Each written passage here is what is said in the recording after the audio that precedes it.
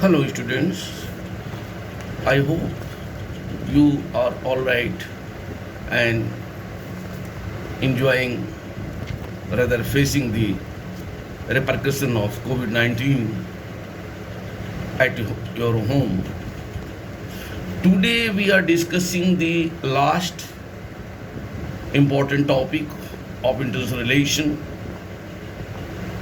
the paper which you read.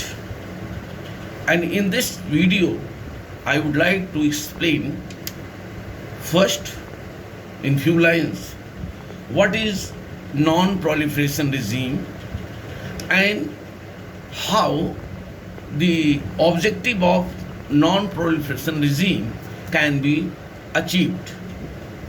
In this regard, there are two important international treaties which I will discuss with you. So, when we talk about non-proliferation regime, the very question arises: what does it mean? What is non-proliferation regime? Non-proliferation regime is, in fact, a complex of international agreements and organizations created by those who possesses nuclear weapons. In fact, in these non-nuclear regimes, there are countries who possesses nuclear arms, and also those countries which do not possess nuclear weapons or nuclear technology. So the aim of non-proliferation is to prevent chiefly those nations who had not acquired nuclear capability till 1967. एक ऐसा समझौता जिसके माध्यम से नाभिकीय क्षमता न रखने वाले राष्ट्र या राष्ट्रों को नाभिकीय क्षमता प्राप्त करने से रोकने के लिए जो अंतर्राष्ट्रीय समझौते या संधियां हुई हैं, उनको हम नॉन प्रोलिफरेशन रिजीम के अंतर्गत मानते हैं. So in this connection there are, as I have told you, there are two treaties.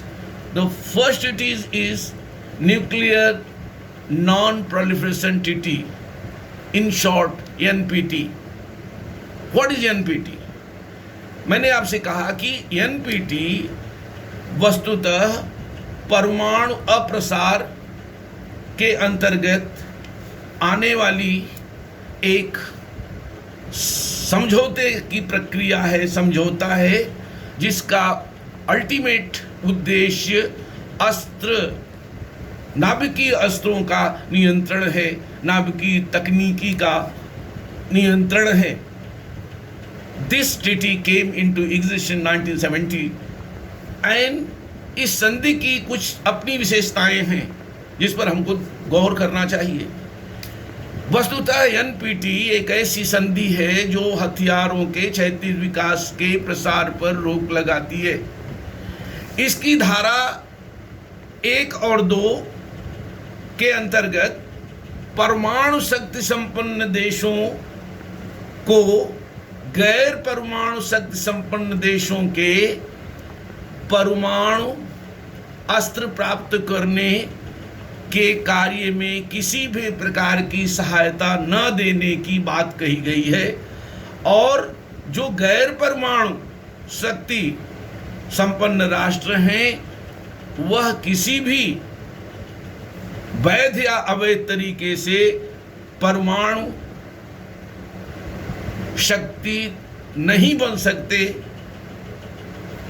परमाणु शक्ति संबंध के सुविधाओं के संबंध में यह संधि वस्तुतः तकनीकी हस्तांतरण रखने की अनुमति देती है और यह हस्तांतरण IEAEA के तत्वाधान में शांतिपूर्ण उद्देश्यों के लिए परमाणु तकनीक के विस्तार के लिए सुरक्षा की प्रणाली विकसित करने की बात कहती है।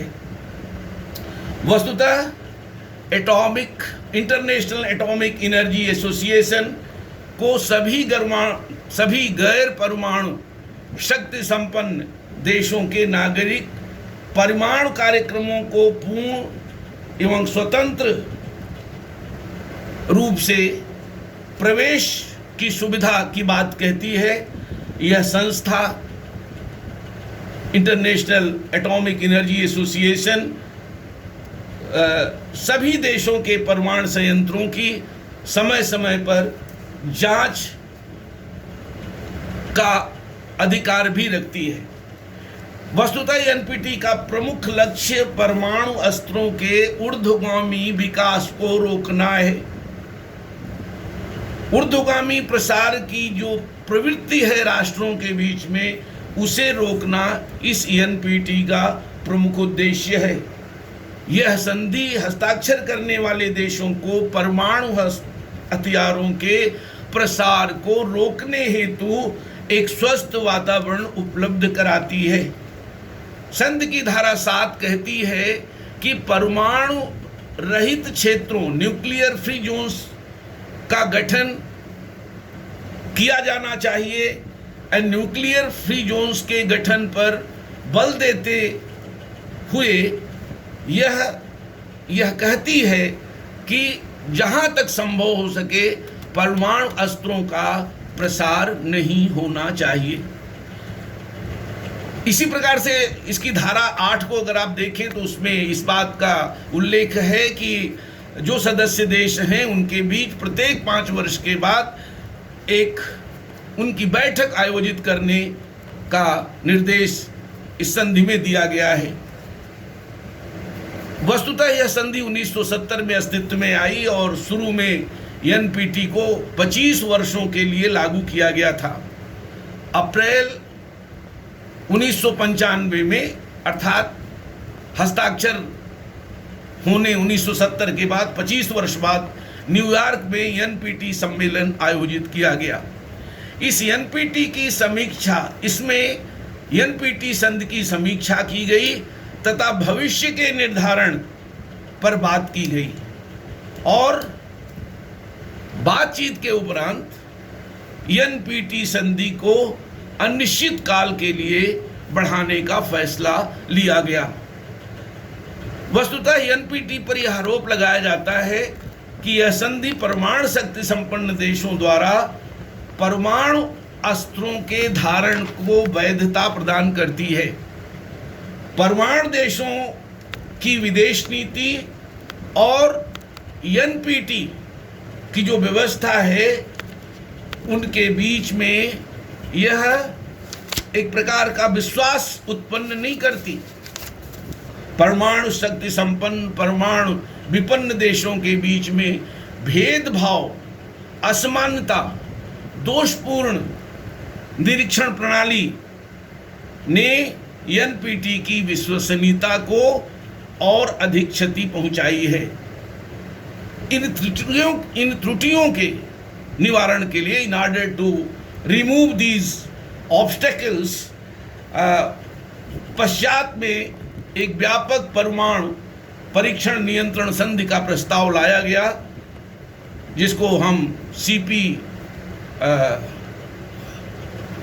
कॉम्प्रिहेंसिव टेस्ट बाय एंटिटी के नाम से जानते हैं। वस्तुतः यह जो व्यवस्था है, यह कहा जा सकता है कि एनपीटी व्यवस्था एक ऐसे विश्व के लिए की गई थी जिसका आज के समय में अस्तित्व नहीं है, परंतु यह सच है, यह इसका कंट्रीब्यूशन है कि इस संधि के द्वारा निरस्त्रीकरण, शस्त्र नियंत्रण, परमाणु अप्रसार के का जो अहमियत है, उसका जो सिग्निफिकेंस है, वह भी रेखांकित होता है। वस्तुतः यह संधि एनपीटी निरस्त्रीकरण, disarmament, arms control and atomic proliferation को नियंत्रित करने के प्रयासों की अहमियत का, सिग्निफिकेंस का एक बेस्ट एग्जाम्पल माना जा सकता है। तो मैंने संक्षेप में आपके साथ एनपीटी की चर्चा की। आपको यह भी जानना चाहिए कि अभी तक एनपीटी पर विश्व के 191 देशों ने हस्ताक्षर किया है, लेकिन इसके आगे की जो बात है वह आती है व्यापक परमाणु प्रतिबंध संधि, कम्प्रिहेंसिव टेस्ट बैन ट्रीटी, जिस पर मैं अलग से आपसे बात करूंगा। So thank you very much.